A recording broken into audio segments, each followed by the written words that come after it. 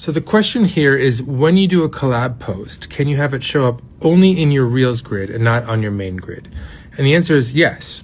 If you're the initiator of the collaboration, you have an audience option when you're posting, and you can decide to have it just go to your Reels grid and not your main grid if you click on audience. And if you're the receiver of the collab, so you're accepting it, once it's on your profile, you can quickly go to your main grid and long press it and hide it from your main grid. On Android, you have to long press and then go to the ... So it's a little tricky, but you can definitely do it whether or not you're initiating or receiving the collab. Hopefully this helps. We do not penalize content for being created in other apps. There's a rumor that we do, that if you create content elsewhere and you post it on Instagram, that we downrank that content. I want to be clear, we want to build the best tools that we can for creators to make content using Instagram, but if you want to make content elsewhere, that is totally fine with us. We are not going to downrank that content. That said, I do want to also be clear that if you do post on Instagram and there is a watermarked logo in the reel or on the content, that will be ranked lower in feed. So if you want to maximize reach, make sure you avoid watermarked logos. More advice coming soon. Peace. Some quick tips for how to best use your profile on Instagram. It's useful to think of your profile as a first impression for people who discover you on Instagram and might not know who you are or what you do. And so there are a couple of things you can do to try to make a strong first impression. The first is make sure you're considerate about your profile pic. It's useful if they can actually see your face and it's not too small, and try to avoid text because it's not usually legible at that profile pic size.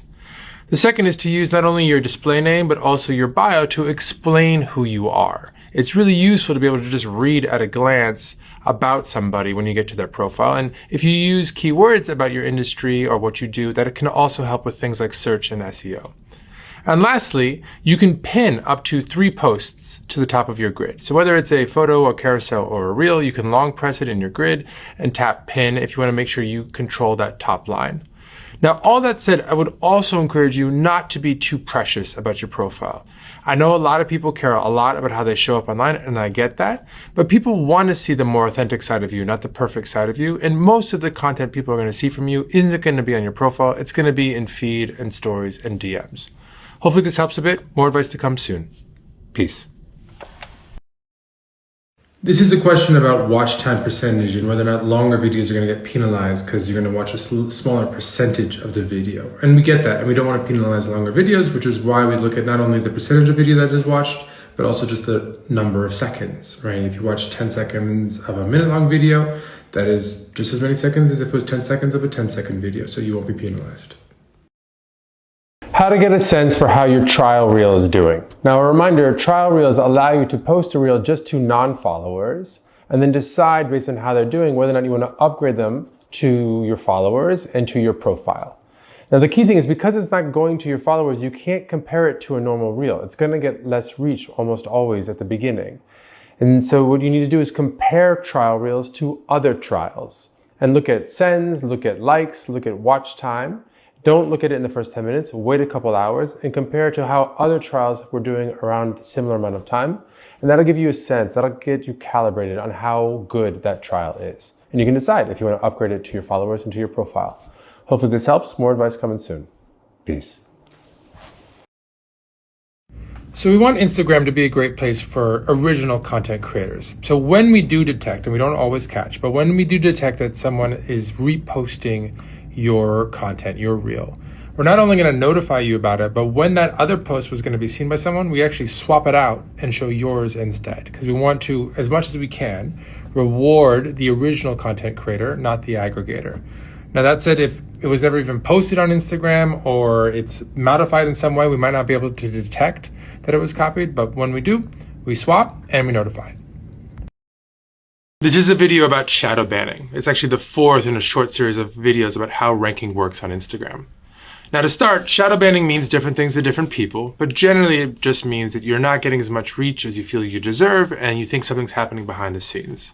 So I want to explain a number of different things. First, it's in our interest as a business to connect your content with as many people who are interested in that content as possible.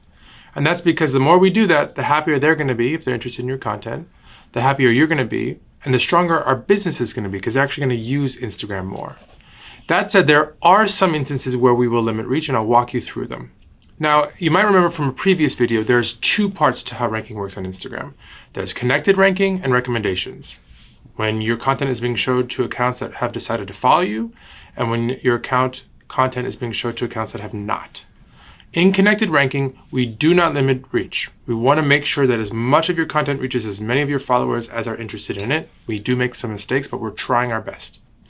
In recommendations, there are some instances where we will limit reach. And that's because when we're showing a piece of content to someone from an account that they did not decide to follow, we bear more responsibility.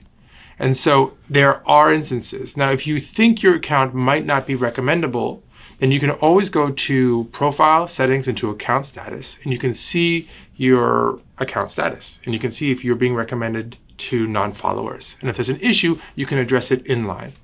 Now, if you do that and your account is in good standing and you still feel like reach isn't where it should be, a couple of things to consider. One, check out your insights. Look at things like your send rate and your like rate and your watch rate, and try to make sure you double down on what's working and you move away from what's not. Two, check out our recommendability guidelines. I'll put a link in the bio to make sure you're not getting caught up in any issues that are sort of borderline. And also watch my video about eligibility. You can see that you need things like your videos to be under 3 minutes and no watermarks. And three, experiment. Try new things. What works this month might not work next month because the world changes and people's interests change. But we are doing our best to connect your content with as many people as are interested in it as possible because it's in our interest to do so. Hopefully this helps shed a little bit of light on how the system works, but more videos to come. Peace.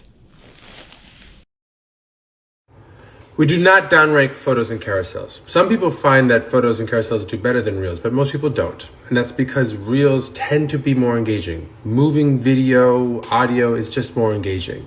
So what we try to do is help people tell stories with photos and carousels that are engaging by adding things like music and other creative tools. Because we know that photos are a core part of our history and they will continue to be a core part of our experience going forward.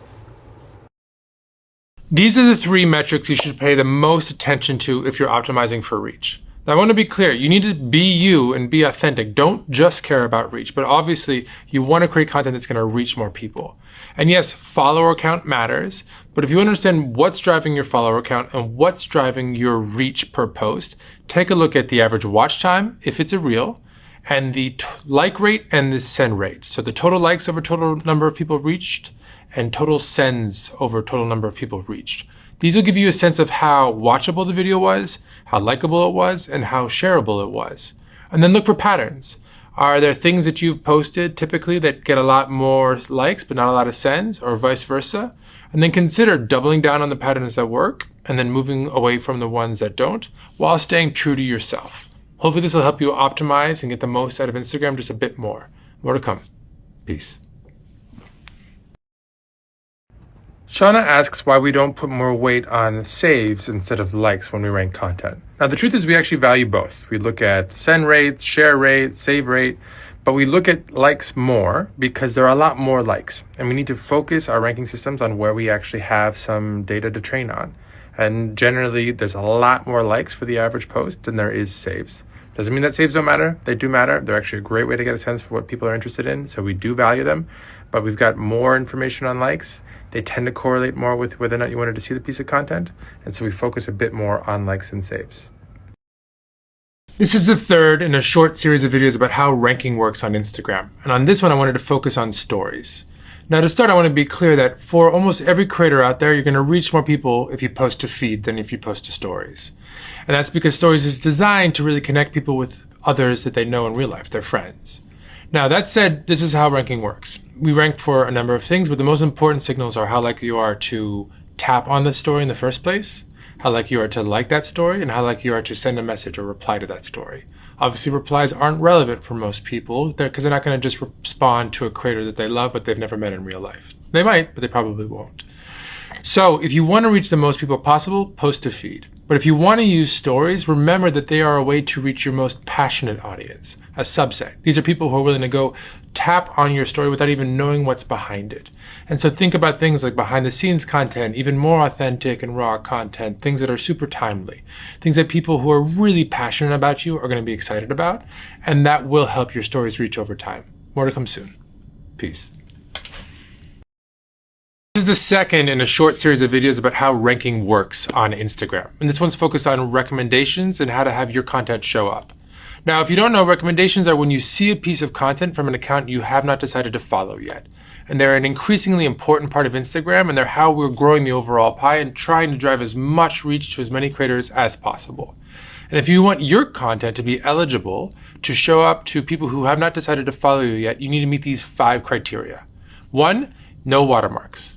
2, make sure you add audio, particularly important for photos and carousels. 3, if you are posting a video, make sure that it's 3 minutes long or less. 4, make sure that the content is original. And that doesn't mean you can't work with someone else's content, but you have to significantly make it your own. So I could take someone else's video and do a green screen on top of it and give my commentary. That would be original. And 5, make sure your account is in good status, which you can check by going to Profile and to Account Status. So if you want to maximize your reach and grow your follower count as quickly as possible, make sure you do those 5 things. And it'll help a lot, I promise. More to come soon. Peace. Today, I wanted to do a quick tips and tricks or best practices for posting Reels on Instagram. So a couple things to remember. 1, don't post Reels with watermarks or logos. They will get less reach. 2, keep your Reels less than 3 minutes long. It will also help with your reach. 3, use music or dynamic audio. Trending is great, doesn't have to be trending, but if the audio is engaging, it will help the reel overall. 4, post regularly, which doesn't mean only at least once or so a week, maybe more, but also consistently in theme. If people know what they're going to get by following you, they're more likely to follow you in the first place. And 5, experiment, because what resonates now might not resonate in a couple months. And a great way to experiment is to use trial reels, which allow you to post a reel just to accounts that do not follow you, and then you can decide if it does well, if you want to upgrade it to your followers and to your profile. Hopefully this helps. Please let me know down below in the comments what else you'd like to see, and share this with anybody else who's trying to figure out how to use Reels more effectively on Instagram. See y'all soon. Peace. I'm going to try and explain as best I can how ranking works on Instagram in a series of videos, and this is the first one. Because the more you know, the better you can leverage the platform, and the more success you can have, and the better Instagram will be. So at a high level, there are 2 types of ranking on Instagram. There's one for accounts you follow. We call that connected reach. And there's another for accounts that do not follow you yet. We call that recommendations or unconnected reach. Now for both, the most important signals are the same 3. They are how much of a video we think someone is going to watch, and whether or not we think they're going to like that video, or they're going to actually send that video to a friend. And so what you need to look at is average watch time, likes per reach, and sends per reach. Now, if you really want to understand the nuances, likes are actually slightly more important than sends for connected content, and sends are actually a little bit more important than like for unconnected content, but time is the most important for both. So if you're trying to understand why one reel may have done better than another, check out your insights and look at those metrics. And if you're specifically worried about posting too much, I highly encourage you to take a look at our trials feature, which allows you to bypass the entire connected ranking system and just go straight to the unconnected recommendations.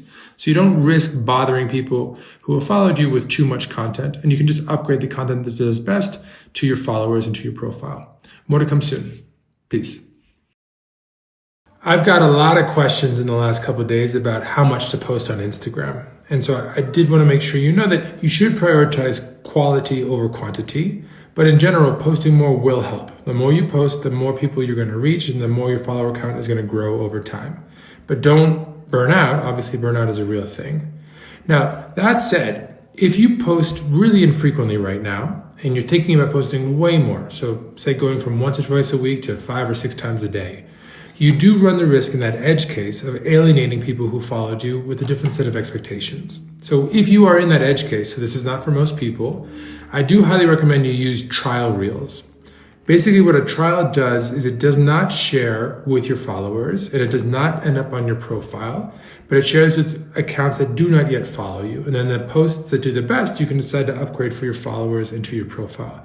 That way you don't run the risk of frustrating people that have decided to follow you under a different set of terms. So try it out and let me know what you think. See you all soon. Peace.